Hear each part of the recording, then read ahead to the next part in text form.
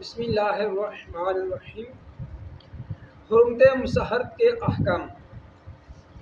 حرمت مسحرت کی تعریف یہ ہے کہ اگر بندہ اپنی بیوی کی ماں یا اپنی بیوی کی بیٹیوں کو شہوت کے ساتھ ہاتھ لگاتا ہے، شہوت کے ساتھ چھوتا ہے، شہوت کے ساتھ دانتوں کے ساتھ کاٹتا ہے یا اس کے ساتھ جمع کرتا ہے، تو کیا ہوگا؟ اس بندے کے اوپر حرمت مسحرت کے احکام لاگو ہوں گے۔ وہ کس طرح؟ اس کی عورت جو ہوگی وہ اس پر ہمیشہ کے لیے حرام ہو جائے گی اور اس کا کوئی حل ہی نہیں نکلے گا، ہمیشہ کے لیے حرام ہو جائے گی۔ اور اسی طرح ہی اگر مرد کی بیوی اس مرد کے باپ کے ساتھ یا اس مرد کے لڑکوں کے ساتھ اس عورت کا شہوت کے ساتھ چھونا، ٹھیک ہے، شہوت کے ساتھ بوسہ لینا یا شہوت کے ساتھ جمع وغیرہ کا معاملہ ہو گیا، تو کیا ہوگا؟ وہ مرد اس عورت پر ہمیشہ کے لیے حرام ہو جائے گا۔ وہ مرد اس عورت پر ہمیشہ کے لیے حرام ہو جائے گا۔ کہتے ہیں حرمت مسحرت میں زوجہ کی لڑکیاں اور زوجہ کی ماں، دادی، نانیاں ہیں، اور اسی طرح مرد کے حوالے سے مرد کے باپ، دادا اور مرد کے بیٹے اس حرمت میں داخل ہوں گے۔ آگے کہنا ہے جس عورت سے نکاح کیا اور وطی نہ کی تھی، جمع نہ کیا تھا، تو جدائی ہوگی، وطی بھی نہ کی اور خلوت صحیحہ بھی نہ کی، یہ دونوں چیزیں نہ کی، تو پھر کیا ہوگا؟ اس مرد پر اس کی لڑکی حرام نہیں ہوگی جو کہ دوسرے شوہر کی اولاد میں سے ہو۔ ٹھیک ہے، آگے فرماتے ہیں حرمت اگر اس عورت کے ساتھ جس کے ساتھ اس نے نکاح کیا، اس عورت کے ساتھ جمع نہ ہوا، وطی نہ ہوئی، لیکن خلوت صحیحہ پائی گئی۔ خلوت صحیحہ کے حوالے سے انشاءاللہ مزید ویڈیو بنائی جائے گی کہ خلوت صحیحہ کسے کہتے ہیں۔ اس لیے میں چھوٹی سی ڈیفینیشن عرض کرتا ہوں اس حوالے سے کہ خلوت صحیحہ کہتے ہیں نکاح کے بعد مرد اور عورت کا ایک کمرے میں جمع ہونا، اکٹھے ہونا، اور ان کے درمیان ان کو جمع سے روکنے والی کوئی چیز بھی نہ ہو کمرے میں، تو وہ خلوت صحیحہ پائی جائے گی۔ اگر جب وہ کمرے میں جمع نہ کریں، ٹھیک ہے، جمع وطی نہ کریں، لیکن کوئی منع کرنے والی چیز بھی موجود کمرے میں نہ ہو، تو وہ خلوت صحیحہ پائی جائے گی۔ وہ کہتے ہیں اگر خلوت صحیحہ عورت کے ساتھ ہوگی، اس کی لڑکی حرام ہوگی، اگرچہ وطی نہ کی ہو، اگرچہ جمع نہ کیا ہو۔ آگے فرماتے ہیں کہتے ہیں خواہ وطی کرنا حلال طریقے سے ہو یا حرام طریقے سے ہو۔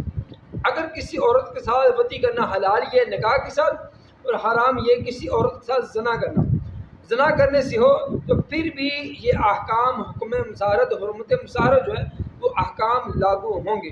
اگر کوئی بندہ کسی عورت کے ساتھ زنا کرتا ہے، اس عورت جس لڑکی یا عورت کے ساتھ اس نے زنا کیا، اس کی لڑکی اس مرد پر حرام، پھر اس عورت کی ماں، دادیاں، نانیاں بھی اس مرد پر حرام ہو جائیں گی۔ اس طرح جس عورت نے مرد کے ساتھ زنا کیا، اس مرد کے بیٹے اس عورت کے لیے حرام، پھر کہتے ہیں اس مرد کے باپ دادا بھی اس عورت پر ہمیشہ کے لیے حرام ہو جائے گا۔ آگے فرماتے ہیں لہذا جس عورت سے زنا کیا، اس کی ماں اور لڑکیاں اس پر حرام ہیں۔ جو ہی وہ عورت زانیہ، وہ جس کے ساتھ اس مرد نے زنا کیا، اس عورت پر اس شخص کے باپ دادا اور بیٹوں، وہ عورت اس کے باپ دادا اور بیٹوں پر ہمیشہ کے لیے حرام ہو جائے گی۔ آگے فرماتے ہیں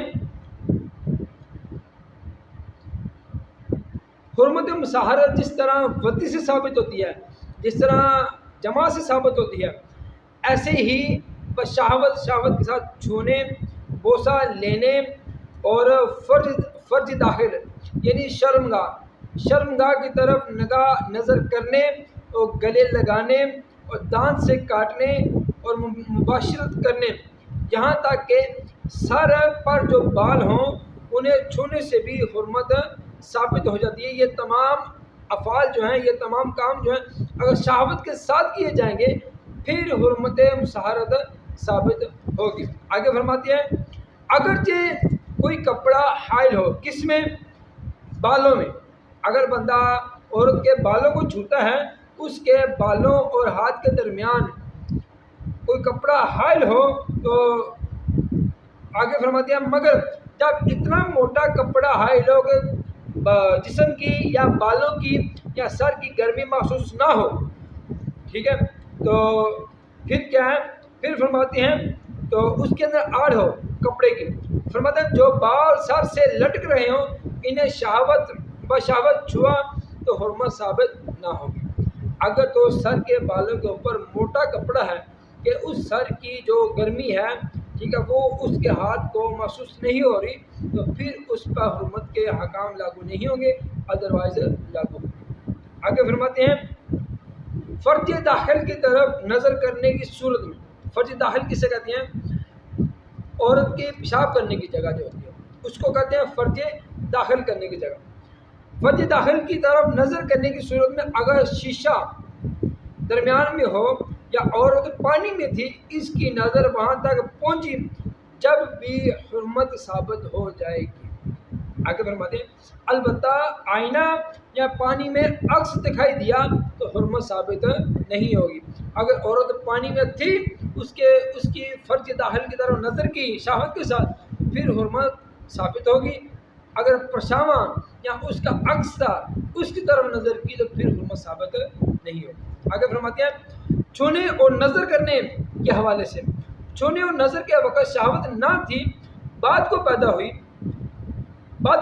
یعنی جب ہاتھ لگایا اس وقت نہ تھی، ہاتھ جدا کرنے کے بعد پیدا ہوئی تو اس سے حرمت ثابت نہیں ہوتی۔ آگے فرماتے ہیں اس مقام پر شہوت کے معنی یہ ہیں کہ اس کی وجہ سے انتشار اعلیٰ مخصوص عضو مخصوص کا انتشار ہو جانا، پھیل جانا۔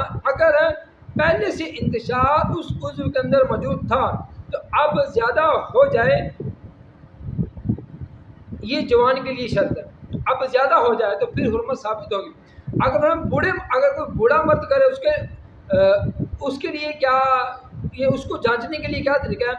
اس کو اپنے آپ کو جانچنے کے لیے کیا طریقہ ہے؟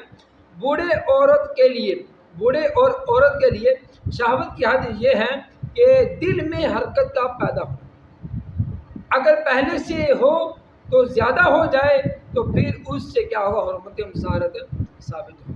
آگے فرماتے ہیں نظر اور چھونے میں حرمت اس وقت ثابت ہوگی کہ انزال نہ ہو، اور انزال ہو گیا تو حرمت مصاہرت ثابت نہ ہوگی۔ آگے فرماتے ہیں عورت نے شہوت کے ساتھ مرد کو چھویا یا بوسہ لیا یا اس کے اعلی مخصوصہ کی طرف نظر کی تو اس سے بھی حرمت مصاہرت ثابت ہو جائے گی۔ نیکسٹ مسئلہ، حرمت مصاہرت کے لیے شرط یہ ہے کہ عورت 9 برس سے زیادہ ہو، 9 برس سے کم عمر کی نہ ہو، نیز یہ کہ زندہ ہو۔ اگر 9 برس سے کم عمر کی ہو یا مردہ عورت کے ساتھ شہوت ساتھ چھوا تو کیا ہوگا؟ حرمت مصاہرت ثابت نہ ہوگی۔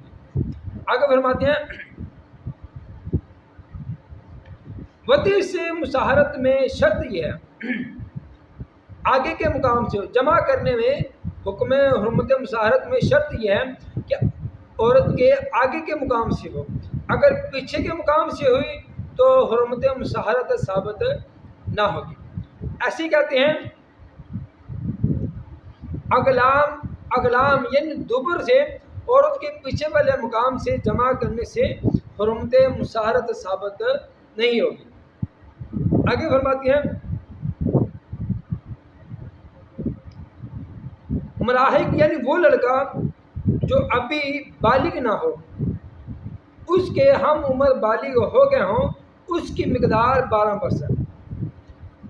اگر اس لڑکے نے جس کی عمر 12 برس ہے، اس نے اگر وطی کی جمع کیا یا شہوت کے ساتھ چھویا یا بوسہ لیا تو کیا ہوگا؟ حرمت مصاہرت ثابت ہو جائے گی۔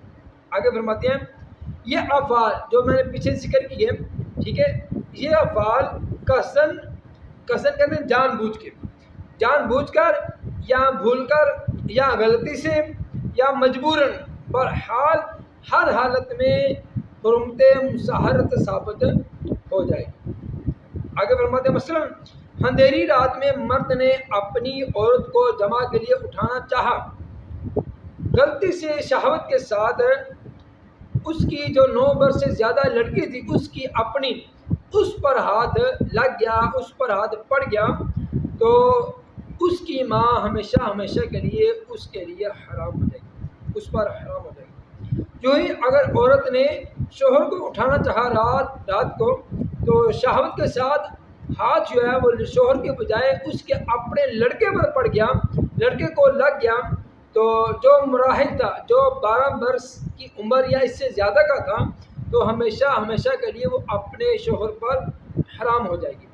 آگے فرماتے ہیں منہ کا بوسہ لینا، منہ کا بوسہ لیا تو مطلقاً حرمت مسحرت ثابت ہو جائے گی، اگرچہ کہتا ہو بندہ کہ شہوت سے نہ تھا، میں نے شہوت سے نہ لیا۔ یوں ہی اگر انتشاری آلہ عضو مخصوصہ اگر وہ انتشاری آلہ تھا، انتشاری آلہ ہو گیا تو مطلقاً کسی جگہ کا بوسہ لیا حرمت ثابت ہو جائے گی۔ اور اگر انتشار نہ تھا اور رخسار یا ٹھوڑی یا پیشانی یا منہ کے علاوہ، منہ کی ٹکلی کے جو ٹکلی ہے اس کے علاوہ ٹھیک ہے کسی اور جگہ کا بوسہ لیا اور کہتا ہے کہ شہوت نہ تھی، تو اس کا قول مان لیا جائے گا اور حرمت مسحرت ثابت نہ ہوگی۔ کہتے ہیں یوں ہی انتشار کی حالت میں گلے لگانا بھی حرمت ثابت کرتا ہے، اگرچہ شہوت کا وہ انکار کرے۔ اگر مرد کا عضو مخصوصہ وہ انتشار میں تھا، تو انتشار کی حالت میں تھا، تو اس نے اپنی عورت کی ماں کو یا اپنی عورت کی بیٹی کو گلے لگا لیا، تو اگرچہ وہ کہے کہ میں شہوت میں نہ تھا یا شہوت نہ تھی، شہوت سے وہ انکار کرے، تو وہ کیا ہوگا، اس پر حرمت مسحرت ثابت ہو جائے گی۔ آگے کہتے ہیں چٹکی لینے، دانت کاٹنے کا بھی یہی حکم ہے۔ شہوت سے ہوں تو حرمت ثابت ہوگی، اگر شہوت سے نہ ہو تو کیا ہوگا، پھر حرمت ثابت نہیں ہوگی۔